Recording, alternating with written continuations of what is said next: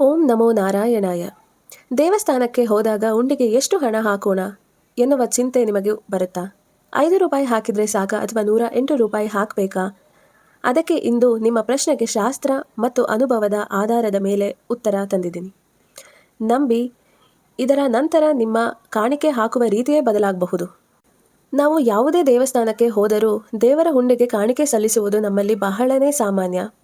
ಕೆಲವರು ಕಷ್ಟ ನಿವಾರಣೆಗೆ, ಇನ್ನು ಕೆಲವರು ಹರಕೆ ಅಥವಾ ಮನಸ್ಸಿನ ಶಾಂತಿಗಾಗಿ ಇದನ್ನು ಮಾಡ್ತಾರೆ.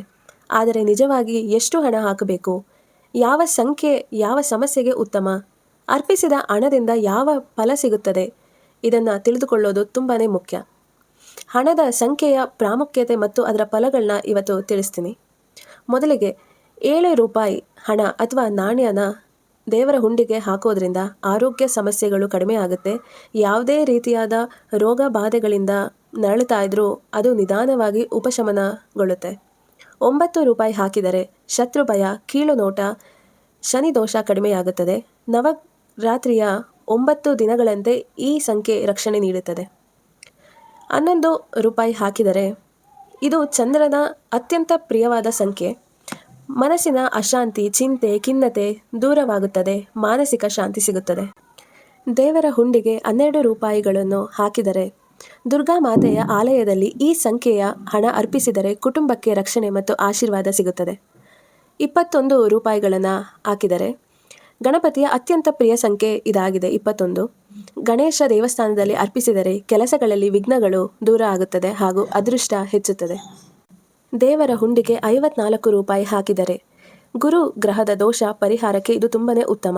ಧನಲಾಭ, ವಿದ್ಯೆ, ಉದ್ಯೋಗದಲ್ಲಿ ಯಶಸ್ಸು ಸಿಗುತ್ತದೆ. 108 ರೂಪಾಯಿಯನ್ನು ದೇವರ ಹುಂಡಿಗೆ ಹಾಕುವುದು ಇದು ಪವಿತ್ರ ಸಂಖ್ಯೆ. ಜಾತಕಗಳಲ್ಲಿ ಯಾವುದೇ ರೀತಿಯ ದೋಷಗಳು ಇದ್ರೂ ಅದು ಕಡಿಮೆ ಆಗುತ್ತೆ ಮತ್ತು ನಮ್ಮ ಕೋರಿಕೆಗಳು ಬೇಗನೆ ಈಡೇರುವ ಸಾಧ್ಯತೆ ಇರುತ್ತೆ. ಇದು ಶ್ರೀಚಕ್ರದ ಸಂಖ್ಯೆಯೂ ಸಹ ಆಗಿದೆ 108 ಅನ್ನೋದು. 116 ರೂಪಾಯಿಗಳನ್ನು ಹಾಕಿದರೆ ಸಪ್ತ ಜನ್ಮಗಳ ಅಂದರೆ 7 ಜನ್ಮಗಳ ಪಾಪ ಅಥವಾ ಪೂರ್ವ ಜನ್ಮದ ಕರ್ಮದೋಷ ಕಡಿಮೆ ಮಾಡಲು ಸಹಾಯ ಮಾಡುತ್ತೆ. 125 ರೂಪಾಯಿಗಳು ಇದು ಪಂಚಾಮೃತ ಅರ್ಚನೆಗೆ ಸಂಬಂಧಿಸಿದೆ. ಸಣ್ಣ ಕಾರ್ಯಗಳಲ್ಲಿ ಶುಭವನ್ನು ಬಯಸುವವರು ಇಷ್ಟು ಹಾಕಬಹುದು. 2 ರೂಪಾಯಿ ಅಥವಾ 20 ರೂಪಾಯಿ ಇದನ್ನು ಜೋಡಿ ಸಂಖ್ಯೆ ಅಂತ ಕರೀತಾರೆ. ಇದು ಸಂಪತ್ತು ಮತ್ತು ಸಮೃದ್ಧಿಯ ಸಂಕೇತವೂ ಸಹ ಆಗಿದೆ. ಸಾಲ ದೋಷ ಇದ್ದವರು ಇಷ್ಟು ಹಣವನ್ನು ಉಂಡಿಗೆ ಹಾಕಬಹುದು. ಇಲ್ಲಿ ನಾವು ಮುಖ್ಯವಾಗಿ ತಿಳಿಯಬೇಕಾದ ಕೆಲವು ಅಂಶಗಳಿವೆ. ಹಣವನ್ನು ನಿಮ್ಮ ಶ್ರದ್ಧೆ ಮತ್ತು ಸಾಮರ್ಥ್ಯಕ್ಕೆ ತಕ್ಕಂತೆ ಅರ್ಪಿಸಬೇಕು. ಬಡವನ 5 ರೂಪಾಯಿ ಹಣವು ದೇವರ ದೃಷ್ಟಿಯಲ್ಲಿ ಶ್ರೀಮಂತನ 500 ರೂಪಾಯಿ ಹಣಕ್ಕಿಂತ ಹೆಚ್ಚಿನ ಮೌಲ್ಯ ಹೊಂದಿರಬಹುದು. ಹುಂಡಿಗೆ ಹಣ ಹಾಕುವ ಮುನ್ನ ದೇವರನ್ನು ನೆನೆಸಿ ನಿಮ್ಮ ಕೋರಿಕೆ ಸ್ಪಷ್ಟವಾಗಿ ಮನದಲ್ಲಿರಿಸಿ. ಇದು ದೇವರಿಗೆ ಅರ್ಪಣೆ, ಇದರಿಂದ ಲಾಭ ನಷ್ಟ ನೋಡಬೇಡಿ ಎಂಬ ಈ ಭಾವನೆ ತುಂಬಾ ಮುಖ್ಯ. ದೇವರ ಕಾಣಿಕೆ ಎಂದರೆ ನಾನು ನಿನಗೆ ಕೊಟ್ಟೆ, ನೀನು ನನಗೆ ಕೊಡು ಎಂಬ ಹಂಚಿಕೆ ಮನಸ್ಸು ಇರಬಾರ್ದು.